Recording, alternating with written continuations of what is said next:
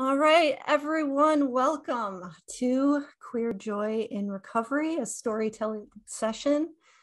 Thank you so much for coming. My name is Max Backer, and I am your community manager for Workit Health. We would absolutely love for y'all to say hello in the chat. Go ahead and say hi, and where you're zooming in from, go ahead and light up that chat.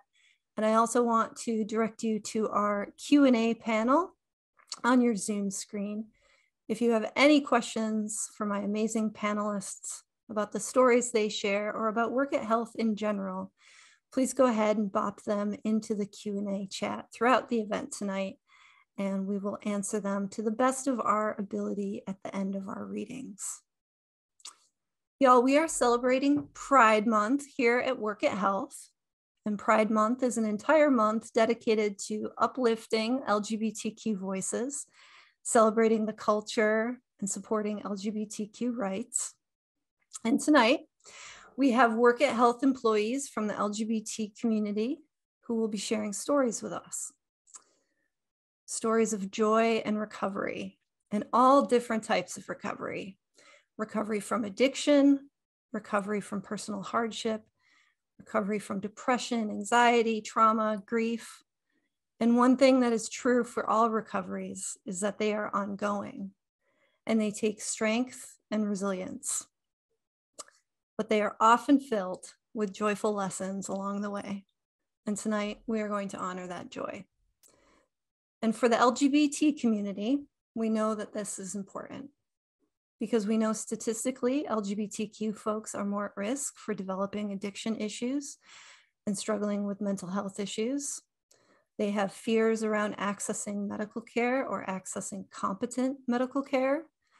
So it's especially important for us here at Workit to uplift these particular voices this month. And so I want to thank the LGBT community and our allies for coming today or watching this later from home, and for bearing witness to these stories. Stories are the panels that make up the quilt of someone's recovery. It is in the act of sharing these stories and listening to these stories that we find healing.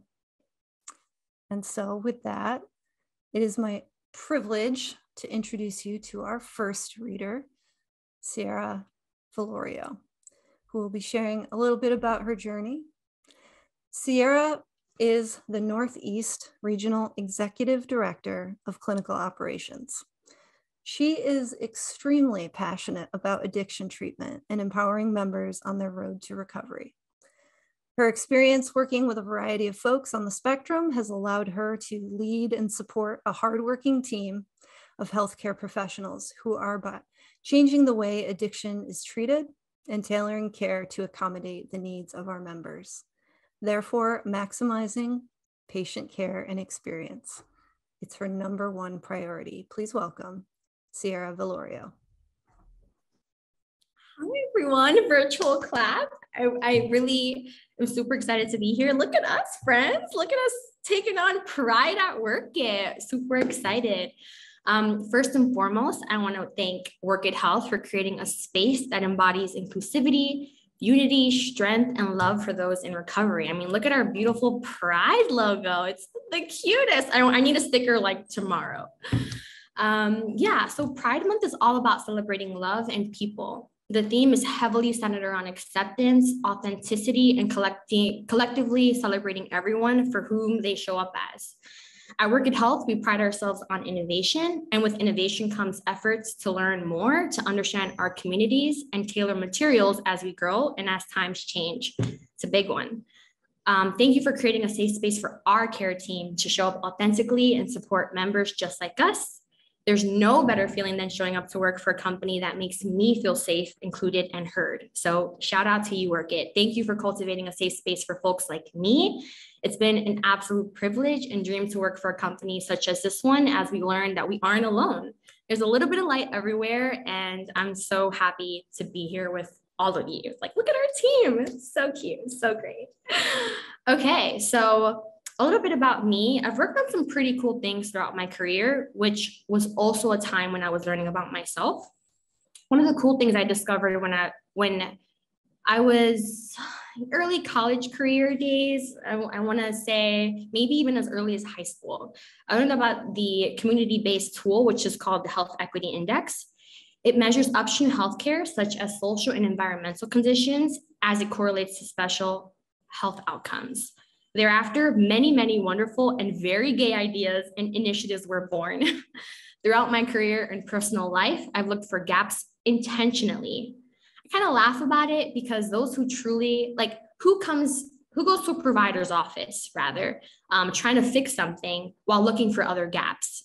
Me, a cisgender umbrella identifying person of color. As a result, I've impacted the lives of folks who already didn't feel safe or accepted participating in traditional healthcare systems. Some of the initiatives I've worked on that my younger queer self would be super, super proud of and like would give lots of loves and hugs and all the great things. I've created countless training modules that I helped put together for previous organizations, including but not limited to pronouns, inclusivity at the workplace, inclusive language, sexual education for adolescents, and lastly, confidentiality in a pediatric setting. One of my proudest accomplishments was creating an LGBTQIA+ safe space room for students at a community college I attended. I figured out that attendance rates were super poor for some of my friends, and it bummed me out. It was a little depressing, really. They were brilliant and were on a mission to do better and be better for our system of things. Some inhibitors that we found included like Metro cards, so you couldn't travel to school, housing and depression, so much more. Today, Bronx Community College offers resources such as PEP and PrEP, hormonal therapy, case management, and more through a referral partner. In amplifying the voices of others on any given platform, I stood up for myself and my needs. I'm very proud of myself, and I look to continue making my inner child feel safe, heard, especially here at Workit Health. So let's continue celebrating us. It's our month. I'm feeling gayer than ever, loving life, loving everyone who's here with me. Thank you for celebrating us. It's like our time of the year, and we're going to be loud and proud. So thank you. Some other points that I want to just mention for anyone who is an ally on the call. It's a little goes a long way. If you ask people preferred pronouns or preferred names, that is like everything for us. Also, express ignorance freely. It's okay to admit that you don't know everything. And that's another way for us to educate you. And also, educating is a little bit of a fatiguey spot for someone like me. You know, it's complicated or, you know, a little bit more challenging to constantly mention pronouns. So when in doubt, just use my name. So thank you for listening, and thank you for celebrating us. Thank you so much, Sierra. You actually are joy, and I appreciate you sharing your words and your experiences with us. Thank you so much. Y'all, I get the privilege of introducing myself now, and so I will. Again, my name is Max, community manager. My background is in teaching, human-based design, educational technology, and workshop development. When I'm not working, I like hiking and geocaching and spending time with my family in upstate New York. My favorite part about working with folks in recovery is helping people come home to themselves. And I would like to share a little bit of my story with y'all tonight. Before I begin, I want to share with you a quote by one of my teachers, an early pioneer in the lesbian recovery movement, Jean Swallow. It encapsulates the complexity and the richness of joy in recovery. Recovery is not any one place. Sometimes it is agonizing, so bitter, so aching, it is hard to believe there's life beyond it, that there will be anything beyond this moment of incredibly stunning pain. And then life goes on, and there comes a sweetness too. So sweet, such tender, soft sweetness that sometimes it transmutes into a moment on a soft summer day and almost a kind of joy. And when I was putting together this panel, one thing was clear to me this Pride season.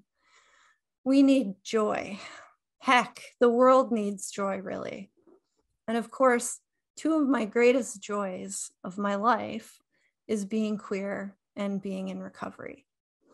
Now, queer I've been all my life, but I've been sober now for 4 years. And so I thought I would tell you 4 of my greatest joys that I've discovered along the way on this wild adventure we all call recovery. In my first year of recovery, my greatest joy was feeling again. That's it. I kept it simple, just to feel. It was bewildering enough.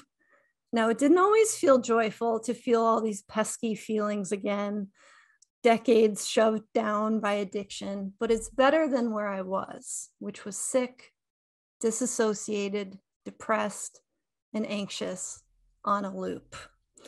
In that first year, I remembered who I was. I got in touch with my younger self. I asked them if they wanted to come along with me to heal.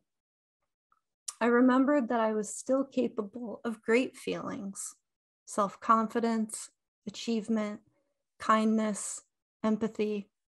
It was hard, but I remembered all the good I had done too. My addiction had convinced me that I was bad and only bad. It was with this emerging ability to feel again that allowed me to come to terms with all sorts of things, including my gender identity, which was something I had been running from for quite some time. And it was the audacity of these feelings that led me to live a more authentic life.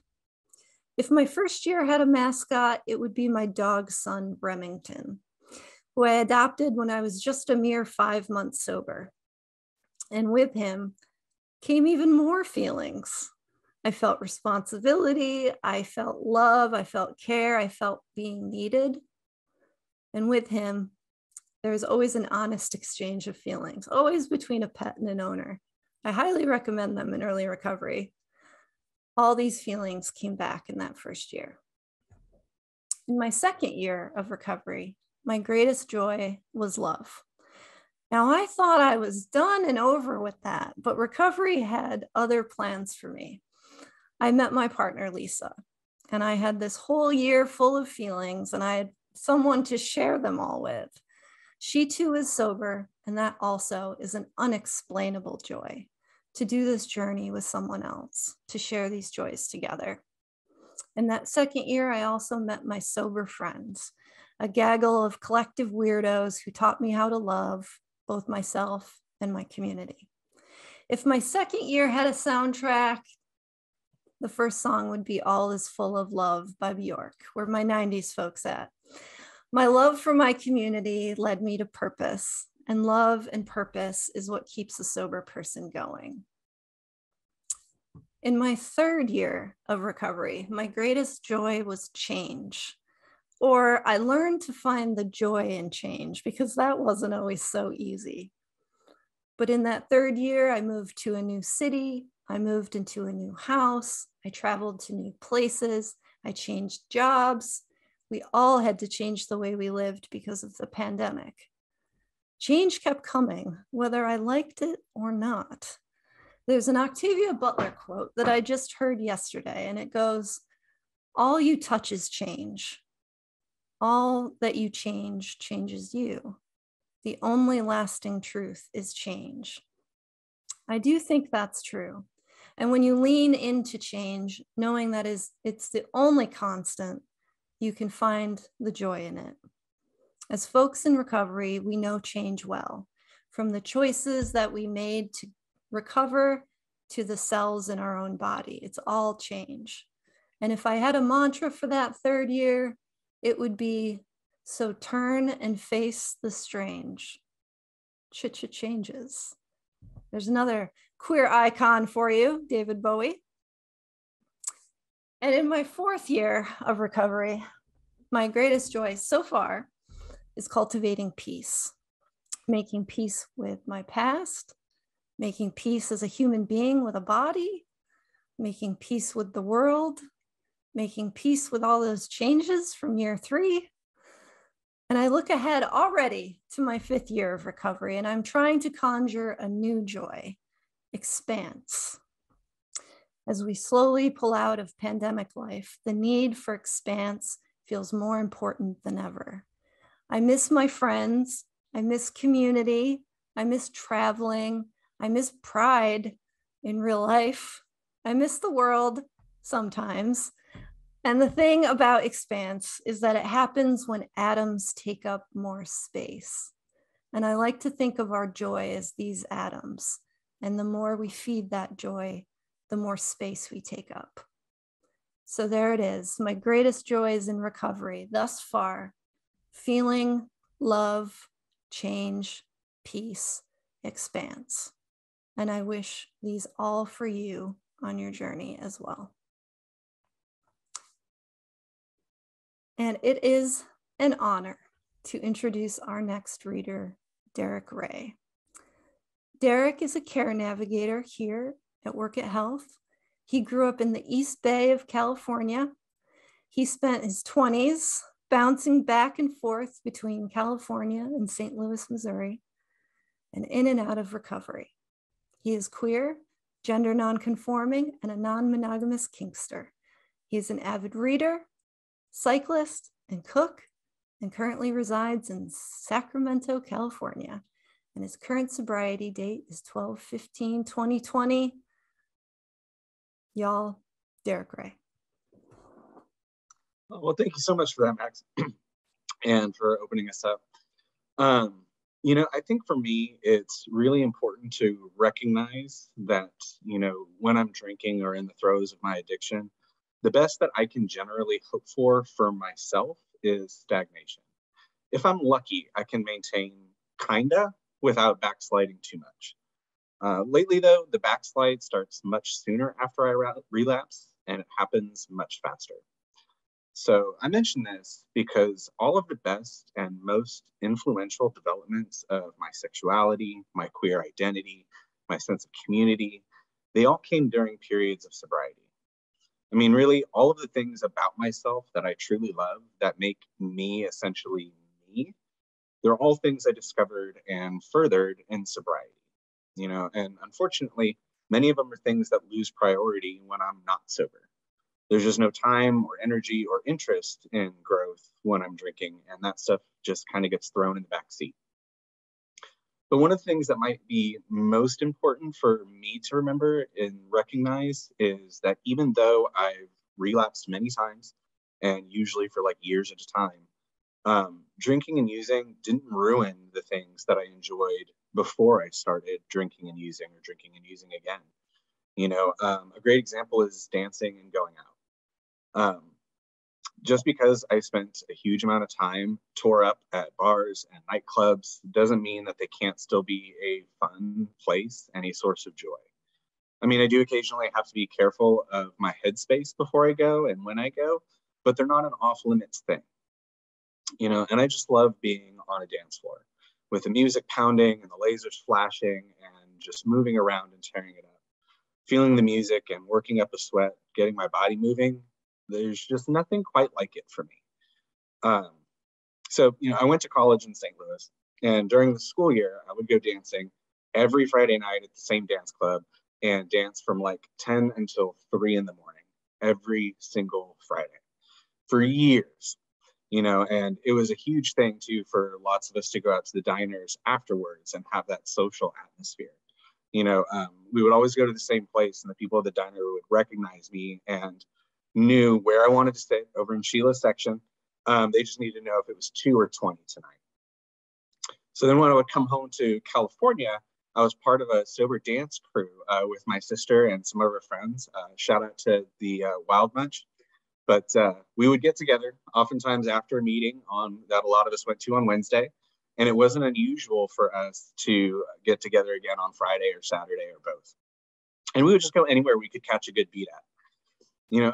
One of my sister's friends was actually a very vocal and avid anti-dancer until I managed to get to her. And then she would spend all semester waiting for me to come home so we could just go dancing again together. And I mean, I got to dance all over the place when I was sober. In gay nightclubs in New York and foam parties in St. Louis, street parties in San Francisco, and the warehouses in Oakland. Tear it up in jazz clubs in New Orleans or juke joints in Mississippi, and just dance until the sun came up by riversides or in abandoned mines. I mean, I got to do a lot of really incredible stuff during, my periods of sobriety. One of the great things too is that a lot of the places that threw these, killer parties was also the types of places that I could go and be unabashedly myself and not have to worry about the fear of violence because of that. I could just go and be. Obviously the gay bars were a huge part of that for me too, and definitely did and do hold a special place in my heart, especially when there's a drag show going on that night. And no matter where the party was, I was always covered in glitter, all about the glitter. But, and I don't want to go too much into the dark times, but suffice it to say, between relapse, relocating to a new state without a car, and early sobriety, relapse again, and then a pandemic, my dance life disappeared for the past several years, and I hadn't really realized just how much I'd been missing until recently when I went looking for some old pictures to show a friend of mine. And I came across, a bunch of albums from all these parties that I had gone to sober. And I was filled with this like melancholic longing. Like, dang, I used to have a lot of fun. And I used to spend a lot more time around people who were like me, but then I kind of thought about it more and I realized that even though I had years of drinking before those pictures, they were all taken again when I was sober. Like I'd gotten sober again by the time these were all taken.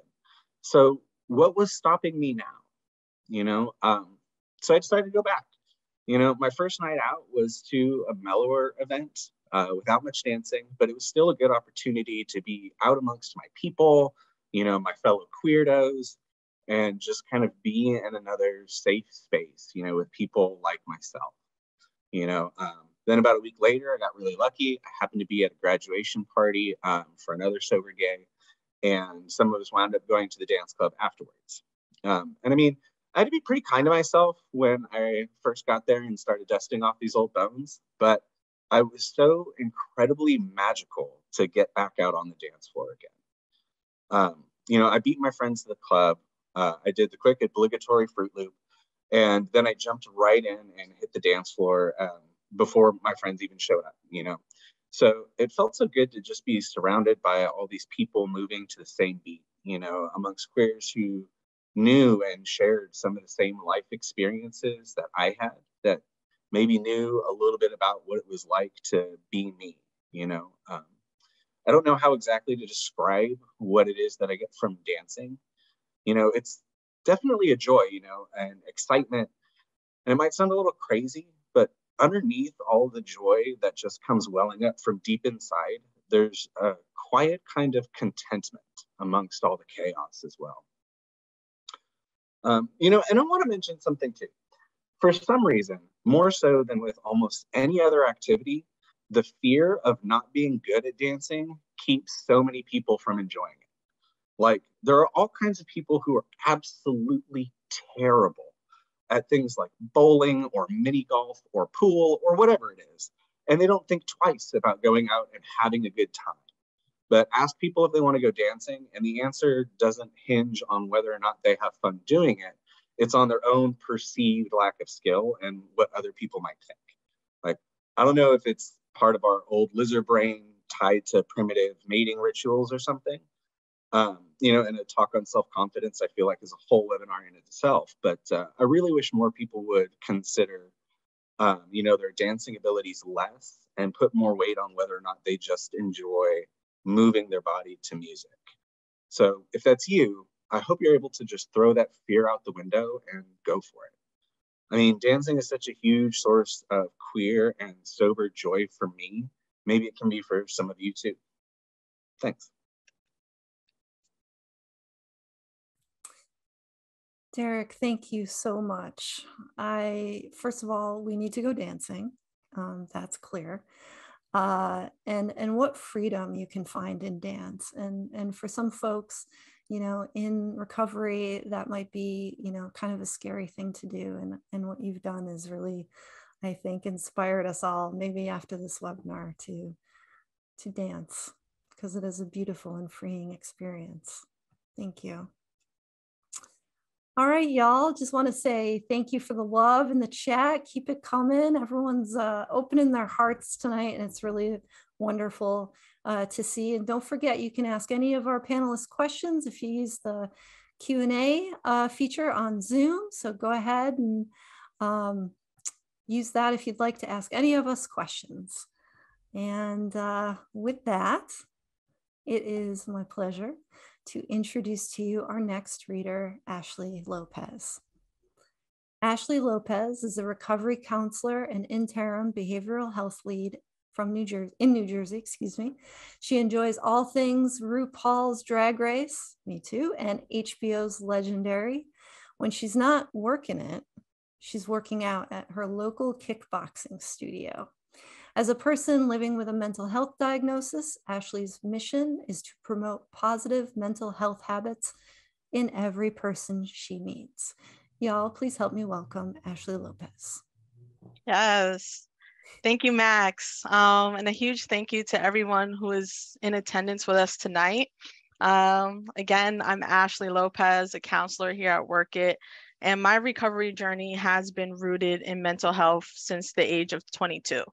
Now, like other forms of recovery, just because I admitted I have a problem and sought out some professional help from a mental health counselor, it didn't mean recovery, especially early recovery, is smooth sailing. I battled symptoms like risk-taking behaviors, overspending money, challenging authority when I had no business doing so, and my personal low, being in an unhealthy relationship with a woman who was already in a committed relationship with a man. So did y'all follow that? And that was until the age of 26. So about 4 years of ups and downs, on again, off again medications, until the summer of 2019 when I found my motivation to change. At my previous job, actually 2 jobs ago, a coworker I had known for 3 years walked into our office building. I never paid too much mind to her besides like the polite, oh, hello, how are you? And have a good day. But this day was different. I was standing behind the front desk and she was about 10 feet away, standing at the security desk when, let me tell you, my world stopped. It was like a slow motion shampoo commercial. Her skin was newly tanned from the summer sun. Her hair was in these long, dark, wet waves from recently coming out of the pool at her other workplace. And I was stunned, like frozen to the spot, jaw dropped. I truly believe I may have lost some brain cells because my only thought was, oh my God, I think I have a crush on Anna. Now, by no means am I saying I chose to better myself for someone else. Let me clarify. I chose to better myself for me. I journal for me. I watch tarot card readings on YouTube for me. I go to kickboxing to lose weight, but ultimately I want to lose weight for me because I knew the person I wanted to be was very different from the person I was at the time. I just so happened to get that initial spark and light that flame inside me from a crush, which I harbored for about a week or 2 before I was pulling all those cheesy, oh, I like you, do you like me stops. And cheesy is definitely the word to describe it because I challenged her to a game of Connect 4 where loser takes winner out on a date. I won. I also bought us puzzles to complete together at work. I even curated a care package for her when she got sick while I was away on a family trip, complete with like teas and an adult coloring book and these really nice colored pencils, and even this novelty mug I picked up from the airport. What did I get in return? It's priceless. A partner who supports me unconditionally throughout my mental health journey. She didn't quite understand it at first, but she educated herself by joining Facebook groups of all things and helping me track my moods. I re-entered therapy after one particular argument where I felt like old patterns and negative thoughts come racing back. And I knew what was going on with me was something only I could tackle in treatment. She could cheer me along the way on any given day, but I still had to keep up with the medications and go to the psychiatrist and therapy appointments. I did, and I still do. I'm 3 years and 2 dogs into our relationship and going on 2 years with my treatment team. And I'm engaged to be married next year. So if I had a say in it, I'm okay. I still have rough days and I'm not cured, but I am healing. And it feels so very good to do that for myself with someone that I love beside me every step of the way. Because I think what's important for us to hear right now is even queer folks with mental health diagnoses deserve happily ever afters too. Thank you.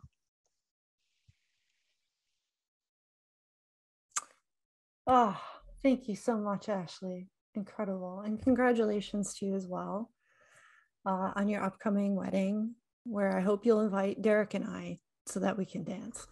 But seriously, thank you so much for sharing your story. It's a very important one.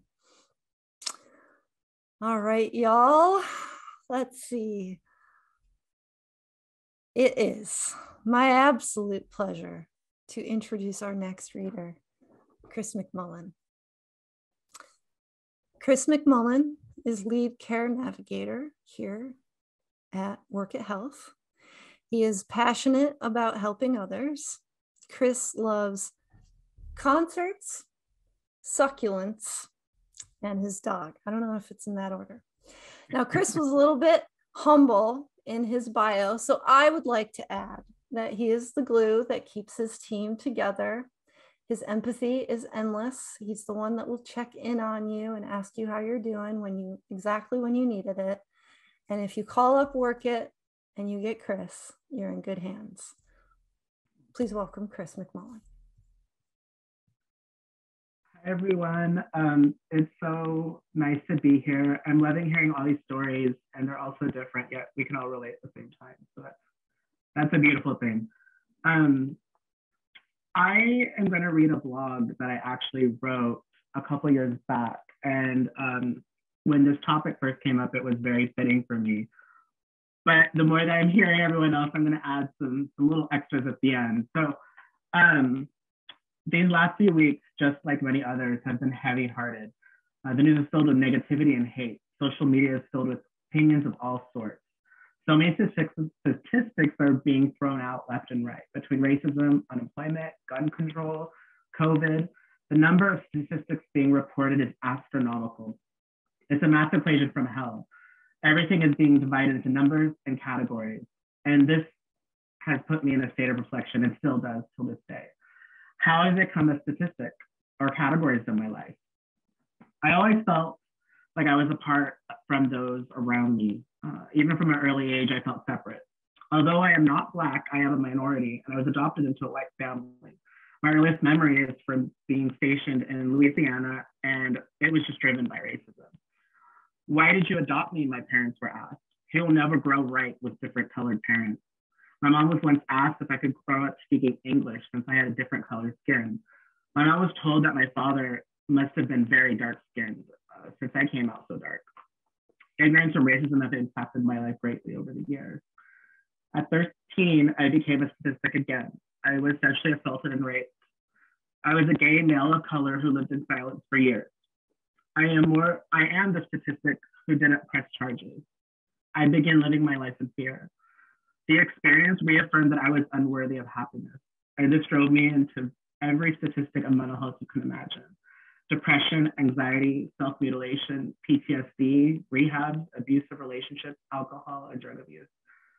I would seek anything to make me feel good, and my life consisted of drugs, sex, and money for years. It all came to a turning point.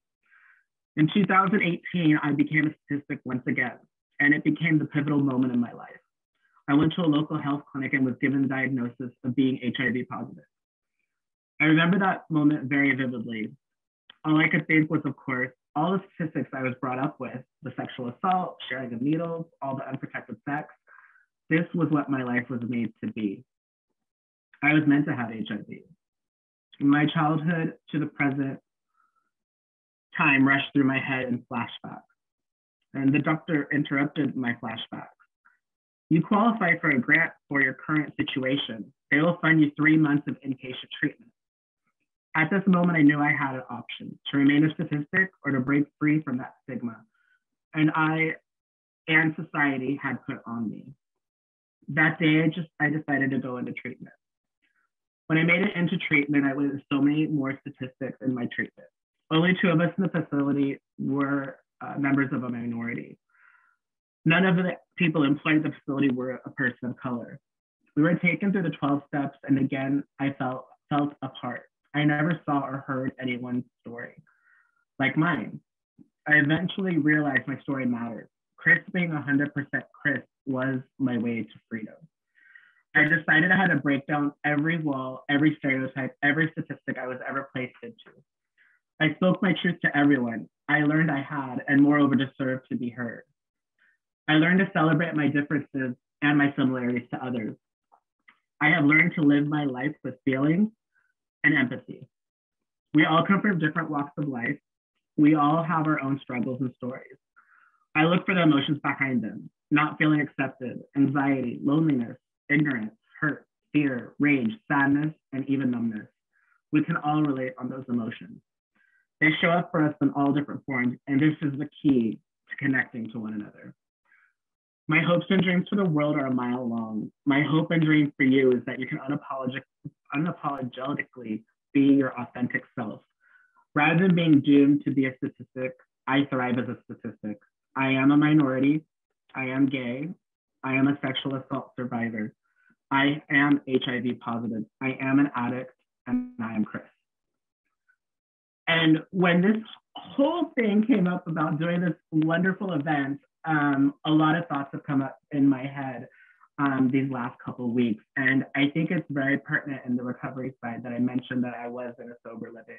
And in that sober living, there was 2 people that were part of our community that I met. And that was my first time authentically being myself. I have not always kept my sobriety. Relapse is a part of my story.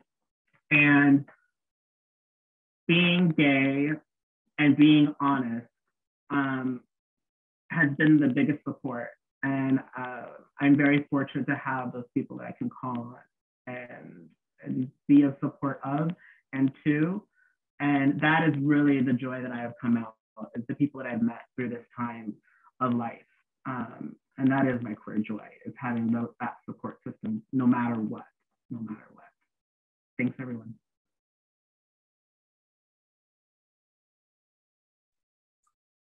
Thank you so much, Chris, for sharing your story. And there's a lot of nuggets in there that I'm going to be taking with me for a long time. So thank you so much. Whew, y'all, we have some great questions that have come in through the Q&A. So I am going to switch us to hopefully gallery. There we go. So we can see all of our faces. All right, perfect. And I'm going to go ahead and start asking some of these questions that have come through. So this first one, such a great question. How do you find joy in recovery when you're feeling a lot of guilt and shame? I'd love to jump in on that one if I can. Absolutely. I think one of the most powerful things that was ever explained to me is the difference between guilt and shame. Guilt, I feel bad because I've done something wrong. Shame, I feel bad because I am something wrong. And learning where to find that line is incredibly important for me, and being able to look back and, it's difficult, for me, it's a matter of looking back and being willing to acknowledge, where I was wrong. And in some cases, if entire attitudes that I had were wrong, being able to look at that and recognize that even if I do feel shame about that time, that, maybe I was wrong then, that I don't have to be, and what can I do to not be that way? What can I do to be the opposite? What can I do to help somebody, perhaps who maybe I wronged, and even if I can't go back and find every single person that I've wronged in my life, I know that there's people like them all around me, so being available to help, those people is a huge thing for me, but, and then again, it all comes back to recognizing, that I am not just the things that I have done in my life, and that just because I have done something in my life doesn't mean that I have to continue, and I can choose to be better, and I can choose to be happy, and I deserve to be happy and have joy.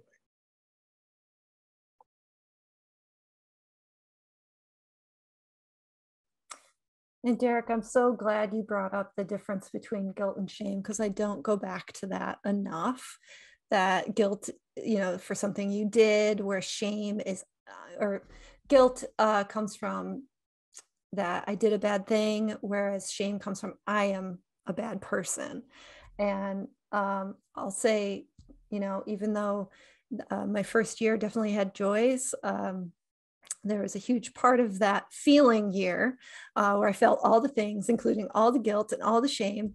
And it didn't come quickly, the joy initially. It took some time, and I had supports along the way, and a good therapist will do wonders for you, kind of taking some of that past guilt and shame and kind of parsing it for you and helping you go through it. And again, going to, there's some things that I did that I didn't like, but that doesn't mean that I myself am a bad person. But it takes time, and we wish you all the best in getting through that. I'm going to go to the next question, and it is, what resources do you wish you had known about when you first got sober?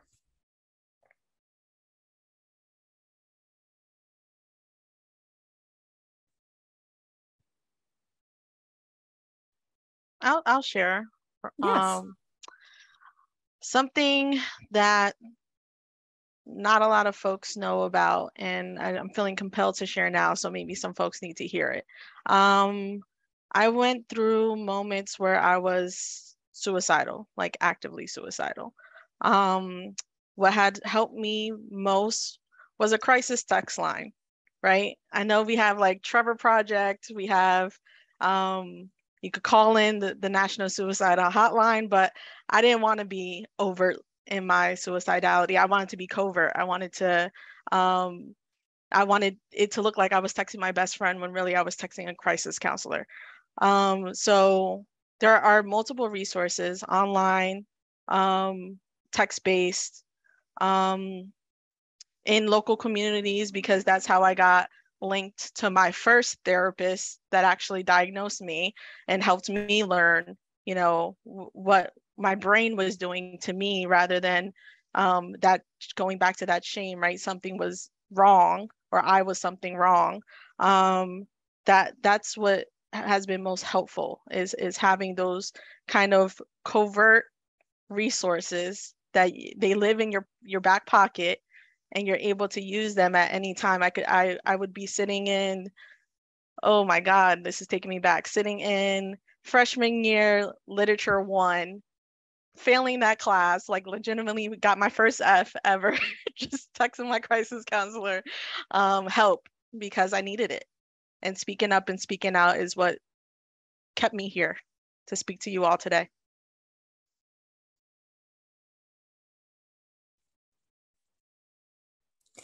Yeah, and I'll just add one thing I wish I had known was there are other queer people in recovery out there. There's not enough of us speaking up, and this panel is a great example of, putting queer folks in the center of recovery and sharing their stories, and that helps alleviate some of the feeling that there aren't other people like us out there. I'd like to add to that, by the way. Yes. According to my story, you guys heard, I literally was trying to find all the freaking gaps, right? I was like, this doesn't work for me. I'm going to make something up or go to someone in power that's going to listen. And with understanding who I was, there was also the courage, that piece where I had to like choose whether I can trust in that person to make something happen for me. Like, I don't know, asking, you know, the right questions, you know, as a 16-year-old who wasn't or didn't feel normal. So I just kind of winged it, and that was my reality. But I think to your point, Max, finding people that are like you will save so much confusion that you're facing alone, because, you know, all those folks that are just as young and questioning and having their own struggles are also like, can't talk to mom, can't go home, you know, feels really awkward at school, doesn't fit in at school. And I was the student that was like, hey, ELA teacher that was kind of quirky and exciting and had a pride flag, you know, in their classroom. Can I talk to them about something that I want to change right now, because I don't fit in here? And that's kind of what I did. So winging it is an option, but also finding a collective group of people that resonate and want to, you know, raise our voices together. So make friends of friends of friends, and we want friends. So talk to people. And I think just to kind of piggyback on both of you as well, because what you said was so true. And, you know, there's many programs that talk about, you know, looking for the similarities, you know, when you go and you're amongst, you know, other people in recovery, even though that things might not be the same. And that is incredibly important. And I don't want to like sound like I'm knocking that at all, but there is an immense amount of relief too, when I don't have to look for them and I walk into a room and the similarities are just apparent. You know, it's a different kind of atmosphere, and one that I think is very important for my recovery as well. You know, and it's not that I can't, you know, recover in other settings, or that, you know, I should avoid settings in which, you know, those similarities aren't always as apparent either. It's just kind of one more piece to the puzzle, you know, in terms of things that can help, you know, so just being amongst other queer people, because some of the experiences, you know, in the addiction of a queer person, you know, are just slightly different than other people. You know, the feelings and stuff usually wind up being the same, but, you know, there is just an immense amount of relief around being, you know, again, with people who are similar. Oh, fantastic. And kind of going along on that one, why is claiming and celebrating queer joy so important, especially in this moment? I love all of your stories and would love to hear your why.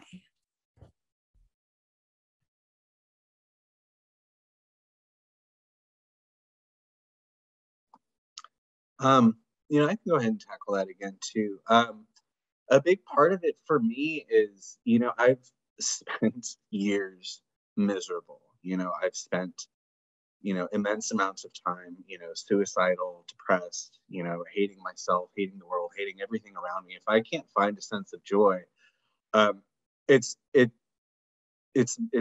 everything for me. You know what I mean? Like, without a sense of joy, there's not a whole lot of reason for me to kind of do anything else. So it's one of my biggest motivators, remembering, you know, how dark things can be, and just being so immensely happy, one, that I'm not there, and two, that, you know, the opposite exists. You know, and reaching for that is always something to strive for, you know, and that's kind of in the queer spaces and not, you know, and just kind of like I mentioned before, there is something special about those queer spaces and being amongst people, you know, like ourselves, particularly when there's so many places in which we are not welcome, you know, or not accepted or anything else. So to have a space where you can go and not have to explain or answer any questions or justify or anything else, you can just 100% wholly be and exist and feel safe and secure. You know, that's why creating those spaces is important, I think, you know, and then the joy that kind of comes from that, for me, it's what keeps me alive. You know, without that, I won't do the things that I need to do to stay in recovery. Yeah, if I could add, the question, or what is my why, it makes me think of a shirt that I bought like maybe 7+ years ago now, and it says "Gay's not okay, it's fabulous." And honestly, that's what I feel about queerness. Queerness is like spectacular. I think it's amazing that we have this representation of our pride as being a rainbow, because we are that rainbow. We're bright, we're vibrant, we light up the sky after a rainstorm. You know, we're very resilient. And we have our own language, we have our own culture, we have our own, it feels so good to be you. And I think that's important for allies to know as well. Allow us to be us. Give us the space, give us the time, because we will brighten up your life. I promise you that. Yeah, we're magical. Thanks, Ashley. I love that. We are all so special. Like, exactly. That is what that means. Totally.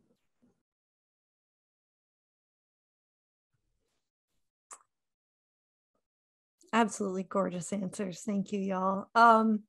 What LGBTQ plus figures do you look up to and why? A question for all.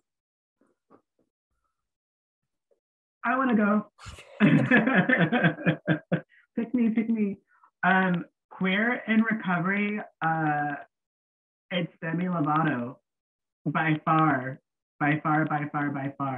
because we've traveled their journey with them completely, you know, to hospitalizations, to mental health issues, to their gender identity, and doing it unapologetically, you know, totally authentic self, you know, and that can be ever changing for some people.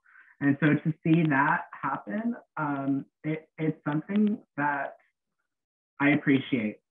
You know, I remember Demi relapsed and then I relapsed, you know, and it's like we're on this journey together. So Demi Lovato by far is one of those people I constantly look out for to see, you know, what's going on, and knowing that I can mess up and it's okay, most importantly. So, thank you. I want to share. He may not be like a queer icon to anyone in this Zoom call with us, but my brother, man, I have a younger brother and he's queer and I love him so much for it. He almost didn't tell me himself, which I was like heartbroken over, but I had to give him his own space, you know, at his time and his way. And ultimately, like, we got to bond over our queerness. And I was a little bit concerned for my parents. I was like, how are they going to feel having two queer kids? But like I said, being queer is fabulous. It's spectacular. And you know, my parents really support us in that way. He will be a queer icon sometime soon. I feel it in my spirit. And I encourage anyone who is looking for their queer joy to find their queer person, like find that person in, you know, in our celebrity life and you know, pop culture life, but find that person in your real life too, because they're going to make all the difference for you.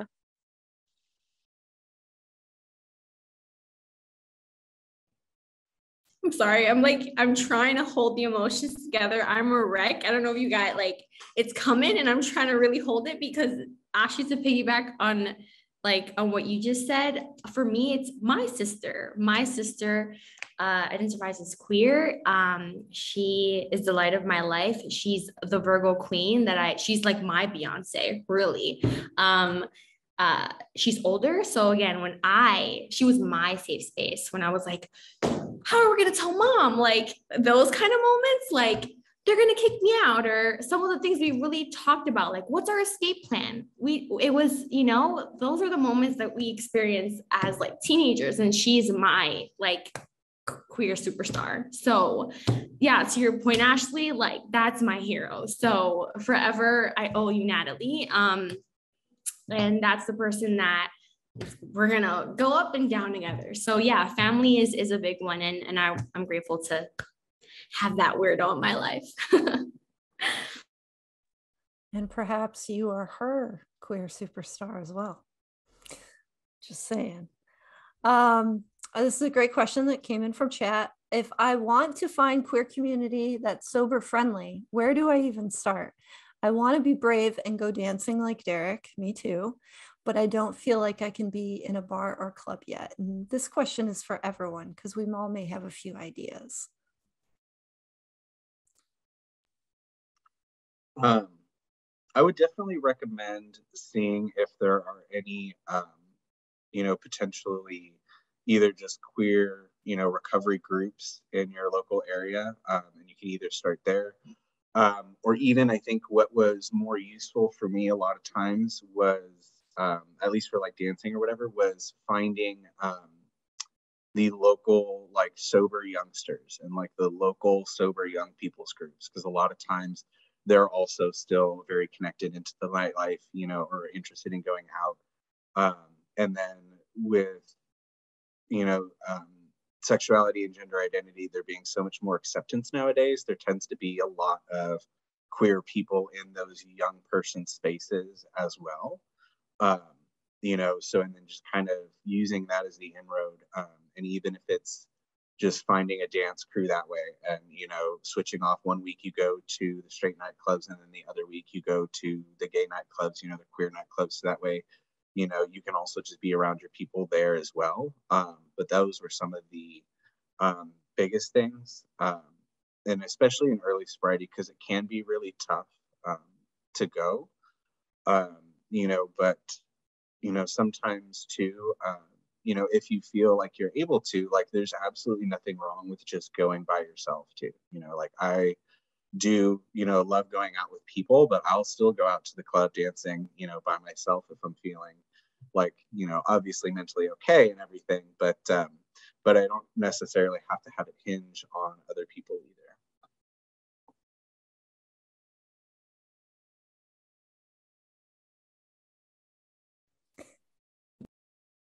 I kind of had the opposite problem. So I had too many friends and did too many things and went out too much, before I got sober. And so what sobriety was for me was an invitation to be with myself. And what I did was I asked myself, what hobbies or interests have you always wanted to do? Maybe inspired from when you were a kid, even that you always wanted to do, but never gave yourself enough time to do, or you were too sick from your addiction to do. And, from there came all these new interests like hiking and, like I said, geocaching and collecting records and like learning to be okay with myself. Cause I was kind of an extrovert, kind of pretending to be an extrovert out there in the world. And it really was an invitation again to learn to be comfortable with myself and get into all these new hobbies and activities that I never had the time or capacity to do for. And the other thing I would say is look at your, local offerings and see if there's any sort of sober activities. You'd be surprised what you can find out there.